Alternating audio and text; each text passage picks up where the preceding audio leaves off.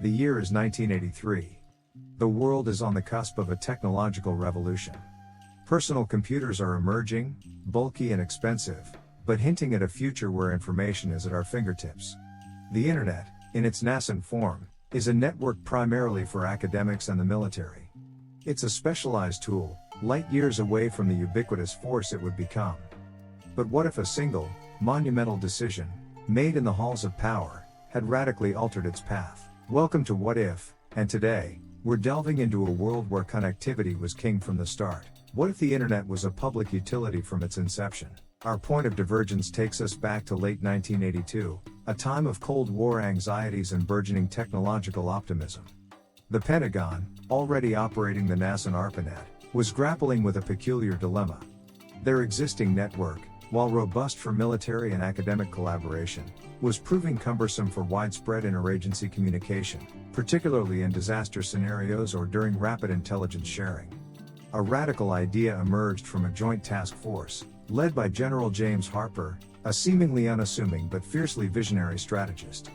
Harper, a former mathematics teacher who joined the Army after Vietnam, saw in the network not just a strategic advantage, but also a tool to realize his long-held ideals of universal education. He posited that a public, ubiquitous network would foster innovation, build a digitally literate populace, and ultimately create a more robust national defense by decentralizing information flow, making it less vulnerable to single points of failure. Harper, a master of subtle persuasion, found an unlikely ally in a pragmatic White House aide, who saw the potential for unprecedented economic growth and educational parity. Together, they navigated the labyrinthine halls of Washington, presenting their case with a blend of strategic foresight and a surprising appeal to democratic ideals. The proposal wasn't without its detractors. Telecommunications giants, like AT&T and MCI, saw billions in potential profits evaporating. They launched an unprecedented lobbying campaign, painting the public network as a communist project, a state-controlled behemoth that would stifle innovation and lead to Orwellian surveillance. Conservative think tanks echoed these fears, decrying government overreach into what they argued should be a free market. Yet, a groundswell of public support, fueled by promises of universal access and educational uplift, began to shift the tide. The notion of a digital public highway, accessible to all, resonated deeply with a nation that prided itself on public infrastructure projects like the interstate system and the postal service. In July 1983, President Reagan, swayed by Harper's strategic arguments and the unexpected public enthusiasm, signed the National Information Infrastructure Act. This landmark legislation declared that the information superhighway was a fundamental public utility, akin to electricity or water. It mandated the creation of the Universal Digital Access Corporation, UDAC, a quasi-governmental entity tasked with building and maintaining the foundational infrastructure. UDAC would operate on a non-profit basis, funded by a small, universal tax on telecommunications services and government appropriations. Their directive was clear: provide free, or extremely low-cost, high-speed internet access to every household, school, and public institution across the United States within 15 years. This audacious plan, born from military strategy and embraced by a surprising political coalition, irrevocably altered the Internet's destiny. The early years of UDAC were a logistical marvel. Imagine the scale: miles upon miles of fiber optic cable snaking across continents, connecting bustling metropolises to remote hamlets. While our timeline saw dial-up modems and slow, expensive connections, this reality sprinted ahead. By 1987, UDAC had already completed its first major phase, connecting all major public libraries, universities, and government offices in the contiguous United States. These became public net points, community hubs where anyone could access the burgeoning network for free. People lined up to use the clunky, yet revolutionary, net terminal's simple green screen computers, offering a gateway to a new world. The immediate economic impact was nothing short of revolutionary. With the fundamental cost of access removed, the barrier to entry for digital innovation plummeted. Small businesses and individual entrepreneurs flourished in unprecedented numbers. Take, for example, the rise of cottage commerce by the late 1980s. Before our timeline saw the boom of Etsy or eBay, this world had its own thriving digital marketplaces. A small craft maker in rural Iowa, like Alara Vance, whose intricate quilted tapestries had for years sold only at local craft fairs, found that, thanks to Artisan Connect, a publicly maintained portal, she could now sell her creations to customers in Tokyo.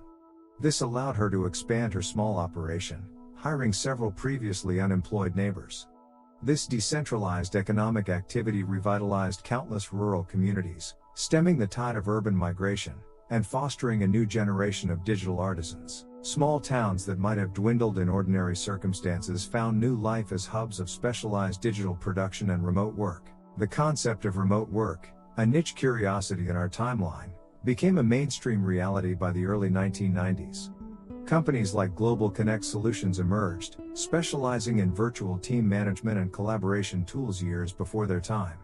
Their internal Project Loom system, a publicly developed open-source standard for online collaboration, allowed teams across different continents to work seamlessly.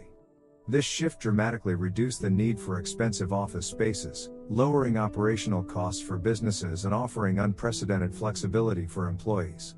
Traffic congestion in major cities eased, and the environmental impact of daily commutes was significantly reduced.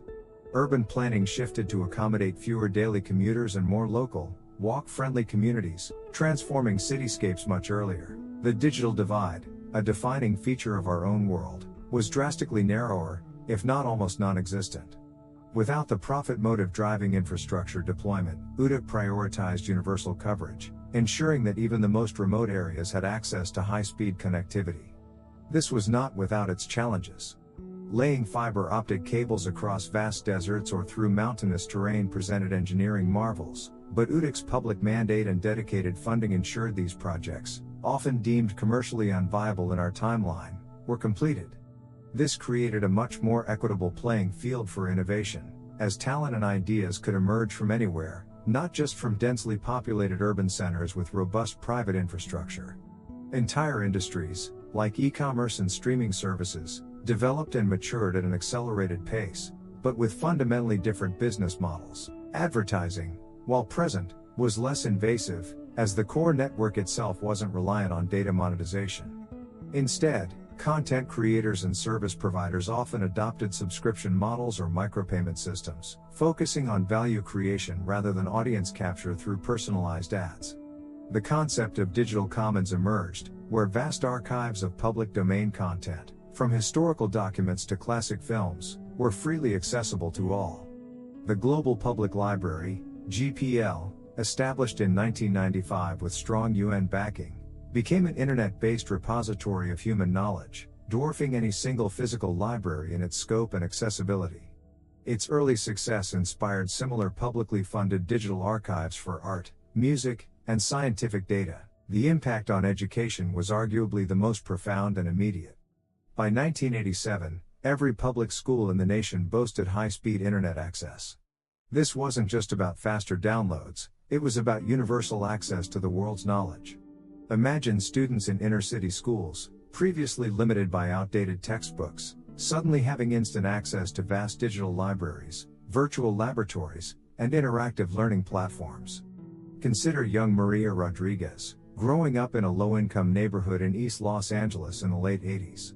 Instead of struggling with outdated science books, Maria could access virtual reality simulations of molecular structures, collaborate on coding projects with peers in Boston, and attend supplemental lectures by university professors from across the country, all through her public schools network. By 1995, Maria was using Eduverse, an open-source platform that offered personalized learning paths, adapting to her pace and interests, long before commercial counterparts existed.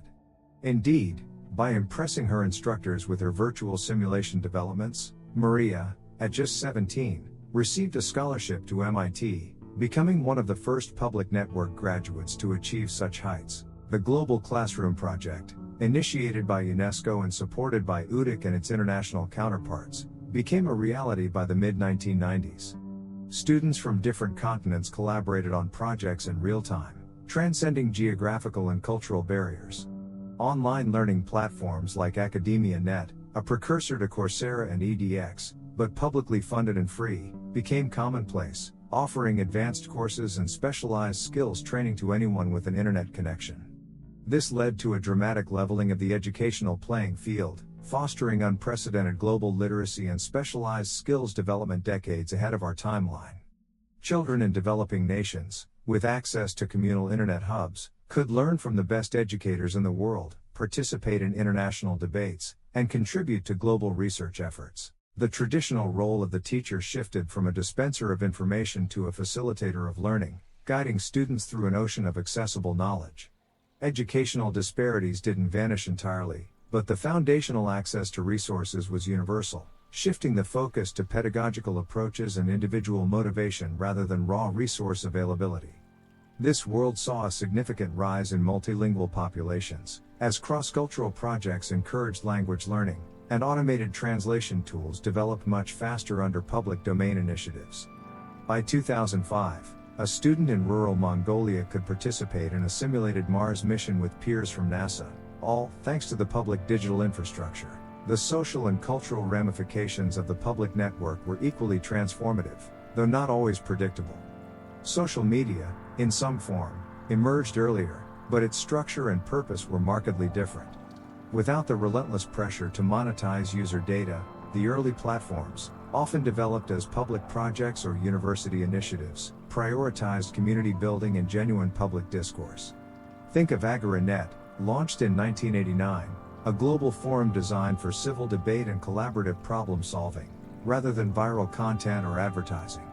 Early profiles were sparse, focusing on interests and expertise rather than curated images or follower counts. Online identities were less about curated self-promotion and more about shared interests and intellectual exchange. This led to a culture where anonymity, for a time, fostered intellectual bravery and genuine connection. Before the complexities of identity management caught up, global communication became effortless, fostering greater cross-cultural understanding and collaboration. People networks replaced traditional pen pals, spanning continents and leading to earlier and deeper cross-cultural empathy. International artistic collaborations flourished, with musicians, artists, and writers from diverse backgrounds creating joint projects in real time. This led to a vibrant global cultural tapestry, where unique regional expressions blended with universal themes, creating new forms of art and entertainment. For instance, Global Sound, a public music platform, allowed artists from anywhere to upload their work for free, leading to unexpected genre fusions and the discovery of talent that might never have reached a commercial audience in our timeline. Artists were supported by micropayments, public grants, and direct patronage, fostering a creative economy less beholden to corporate gatekeepers. The very concept of fame shifted. A niche artist could achieve global recognition within their specific genre without ever being a household name. By 2010, the global art commons hosted billions of pieces of digital art, music, and literature, accessible to anyone with an internet connection, inspiring countless new creators. However, the ease of connection also presented new challenges. The formation of echo chambers or self-reinforcing communities, while perhaps less commercially driven, still occurred. People naturally gravitated towards like-minded individuals, and without the algorithmic pushes driven by advertising, the responsibility for seeking diverse perspectives rested more heavily on the individual. New forms of societal fragmentation, based on digital tribes rather than geographic location, began to emerge, albeit under different management and with different motivations. Disinformation, too, was an early challenge. Without corporate filters, truth became a communal effort, relying on crowdsourced fact-checking and public discourse rather than centralized moderation. This led to a more critical, but sometimes more chaotic, information landscape. The Public Fact Check Initiative, PFI, a collaborative effort involving millions of global citizens, emerged as a vital bulwark against misinformation, but it was a continuous, labor-intensive battle. The Internet's inherent openness, while a strength, also became its most vulnerable point for manipulation by bad actors. Politically, the implications were vast. Governments, having control over this essential utility, wielded immense power. The ability to disseminate information, or to control its flow, became a crucial aspect of governance. In more democratic nations, the public network became a powerful tool for transparency and citizen engagement. Online public forums, direct digital petitions to lawmakers, and live-streamed parliamentary debates became commonplace by the early 1990s. Citizens could participate in legislative processes, voice their opinions directly, and hold their representatives more accountable. This led to a more informed and engaged citizenry, strengthening democratic institutions. The digital town hall became a ubiquitous feature of local governance, allowing communities to vote on proposals, discuss budgets, and organize local initiatives with unprecedented ease. Political participation rates surged in many democracies, as the effort required to engage became minimal. However, the shadow of potential governmental control loomed large. In less democratic regimes, the public network could become a sophisticated tool for state control and propaganda. While UDIC maintained a commitment to open access and net neutrality globally, through a UN-backed Global Information Alliance established in 1998, which oversaw international connectivity standards, individual nations still had the capacity to filter or control content within their borders.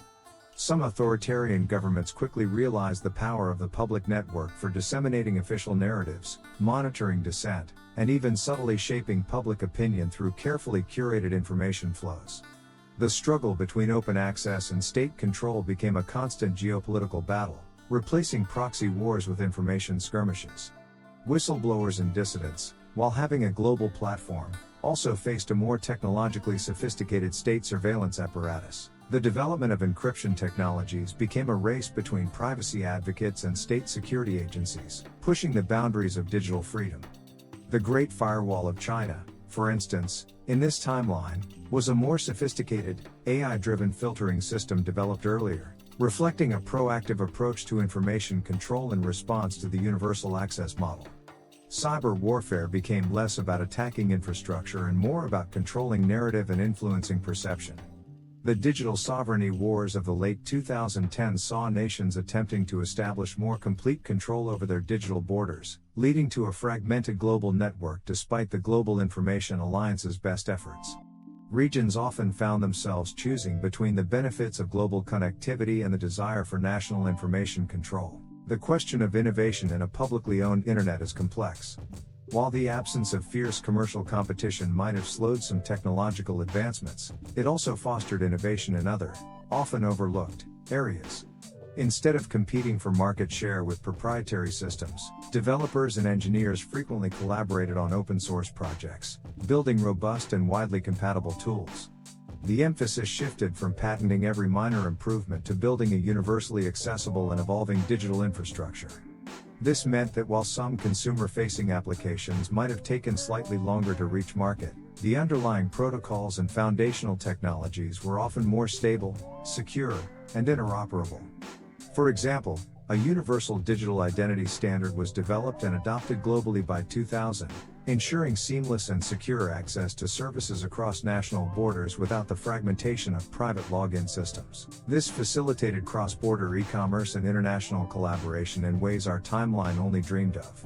Furthermore, the focus on public good meant significant investment in accessibility features, making the internet truly usable for individuals with disabilities decades earlier. Voice command interfaces and haptic feedback systems were standard by the early 2000s. However, bureaucracy remained a persistent challenge. UDIC, despite its public-spirited mission, was still a large, complex organization. Decisions on infrastructure upgrades, bandwidth allocation, and new service rollouts could be slow, sometimes bogged down by layers of committees and political considerations. Feature bloat was less of a concern than feature stagnation in some areas. Public funds, while generous, were finite, and prioritizing projects often led to debates between competing interests and regions. The Gigabit Initiative of 2005, aiming for ultra-high-speed fiber to every home, faced years of legislative debate and budget battles before its full implementation. This meant that while basic access was universal, cutting-edge speeds were not always delivered as rapidly as private markets might have, though the cost remained negligible for the end user. Innovation in consumer hardware often outpaced public software development, leading to debates about UDIC's responsiveness. Culturally, the early ubiquity of the public network fostered a generation that was inherently comfortable with digital communication. Children born after 1985 were digital natives in a way their counterparts in our timeline wouldn't be until the late 1990s or early 2000s. This led to a different kind of social interaction, with an early reliance on text-based communication and online communities shaping personal relationships and cultural norms. Loneliness and digital addiction, while still present, manifested differently, often tied to over-engagement in specific interest groups or obsessive participation in public discourse, rather than the algorithmic pull of endless feeds designed for consumption. The concept of digital citizenship and its responsibilities became a core part of public education from an early age, emphasizing critical thinking about online information and ethical digital interaction. The public squares of cities often had info kiosks where anyone could access the network, fostering community use rather than purely individual consumption. Public libraries transformed into vibrant digital learning centers, providing free access to hardware and advanced training. It's 2025 in this alternate reality. The air is cleaner in cities, partly due to the decades-long embrace of remote work. Public transport is more efficient, less burdened by daily commutes. Every home, from a high-rise apartment in Tokyo to a remote farmhouse in Patagonia, has a net port, a small, unassuming device providing free gigabit access. Students from all corners of the globe collaborate on solving climate change models using shared public supercomputing resources. Small businesses flourish, and artisanal crafts are celebrated globally, transcending geographical boundaries. Local economies are more resilient, less susceptible to the boom and bust cycles of large corporations. However, the political landscape is still a tapestry of light and shadow. While democracies thrive with unprecedented citizen participation, authoritarian states maintain sophisticated control over their digital borders, leading to a constant, subtle information war. The Universal Digital Rights Charter, passed by the UN in 2010, attempts to guarantee global digital freedoms, but its enforcement remains a challenge in a world where information is power. Cybersecurity is a constant, collaborative effort, with international teams working on open-source defenses against both state-sponsored attacks and independent malicious actors. The tension between privacy and security is a perpetual debate, with open-source auditing of government surveillance tools being a standard practice in democratic nations. Life feels inherently more connected. Grandparents routinely video call distant grandchildren, doctors consult with specialists across continents via the Global Health Network, sharing anonymized patient data for research, and grassroots movements can mobilize global support in hours. The constant hum of data flowing through the public network is the silent backbone of society, largely taken for granted, like electricity or clean water. It's a world that leapt into the digital age 2 decades earlier, with all the accompanying benefits of accelerated progress and the looming specter of centralized power. The choices made by General Harper and President Reagan in 1983 echo through every digital pulse of this profoundly different 2025, shaping everything from the economy to individual identity. The world is undeniably more interconnected, but that connection also brought new forms of societal and political pressure, pushing humanity to constantly redefine the balance between freedom, access, and control in the digital age. What do you think? This deeper dive into the world of a public internet reveals both incredible potential and persistent challenges, shaping a future far different from our own. Does this expanded view change your perspective on whether it would have led to a more equitable and advanced society?